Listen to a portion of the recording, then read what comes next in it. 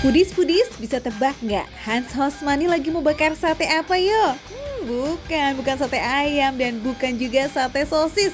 Tapi ini adalah sate telur. Bingung kan? Telur apa coba yang bentuknya kayak sosis begini? Yuk kita selidiki yuk, sekalian cobain. Let's go! Tatara tata. Foodies, hari ini aku lagi mau makan sate. Ini sebenarnya adalah makanan yang merakyat dan aku yakin kalian semua pasti pernah makan sate. Tapi ini satenya spesial. Dengan Bapak siapa? Pak Galuh. Pak Galuh. Ini kok lucu ya? Ya. Yang depan itu ayam pasti, ya kan? Oh, kulitnya. Ya, kulit. Terus yang belakangnya ini sosis. Telur. Hah? Bukan Telur. telur. Kok bisa? Bentuknya ini sosis banget loh, Foodies. Ya, emang bener sosis, tapi itu telur. Oh, ini telur. Iya. Telur apa kayak Telur begini? bebek. Telur bebek. Ya. Hah? Telur bebek, Pak?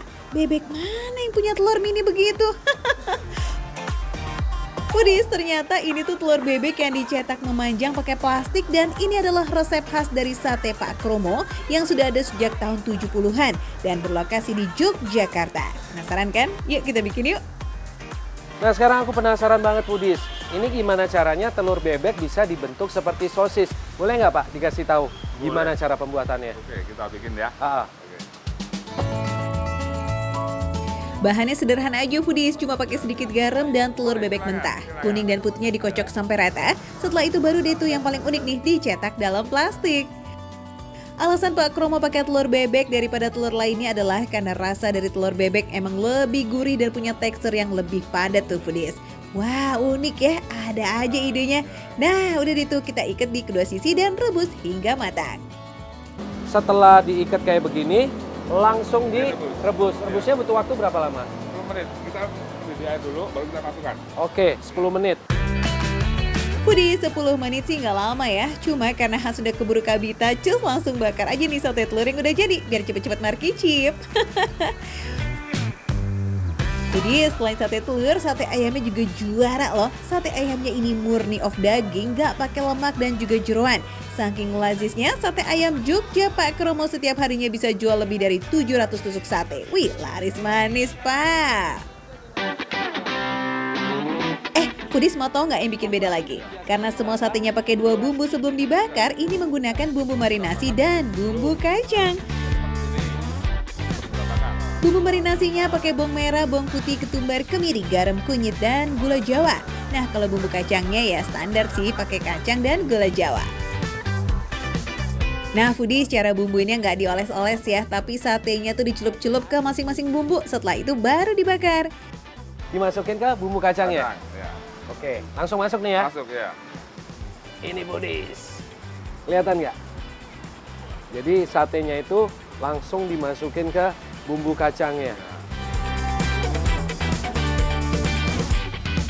Saatnya kita bakar ya sate ayam dan sate telur bebeknya. Kurang lebih selama 20 menitan. Kipas-kipas yuk Hans, ayo semangat.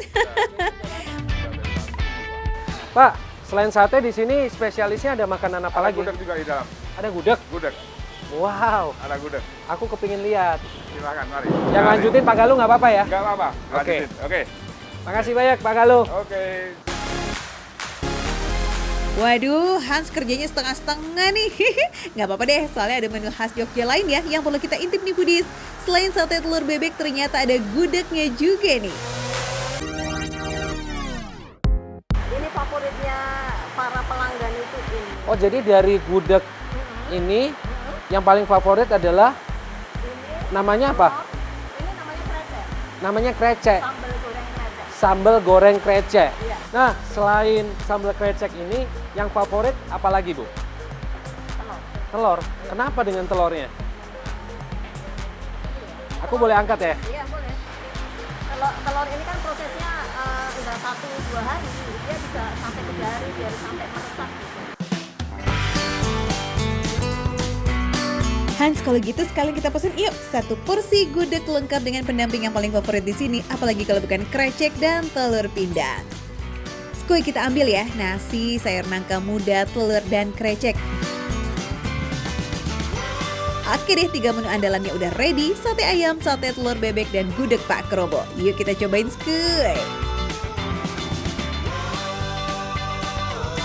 Ini adalah bagian yang bikin aku tadi penasaran, yaitu telurnya. Enak, enak banget Foodies.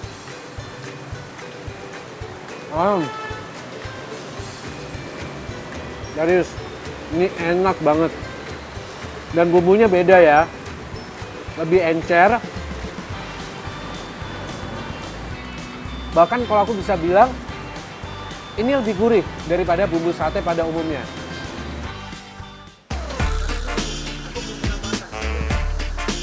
Foodies, ternyata rasa telur bebek yang udah direbus kayak sosis ini bikin rasanya makin gurih pakai banget. Bau amis yang biasa ada pada telur bebek juga nggak berasa loh sama sekali. Ih, bener-bener kayak makan sosis tapi telur. Apalagi ditambah dengan rasa kulit ayam yang dibakar dengan bumbu rempah. I lazis to the bone, ini manis sate. Kelihatan ya Foodies telurnya. Bentukannya mirip banget kayak sosis. Tapi memang ini telur. Dan sama sekali nggak ada amisnya. Aroma bakarnya itu berasa, ditambah dengan bumbu yang cair, manis, gurih ini, membuat sate Pak Kromo ini harus kalian cobain.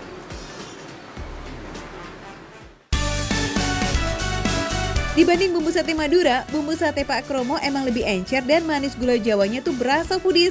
Selain itu bumbunya juga nggak hanya ada gurih kacang dan manis si gula, tapi rasa rempah kunyit makin menambah cita rasanya. Lazis!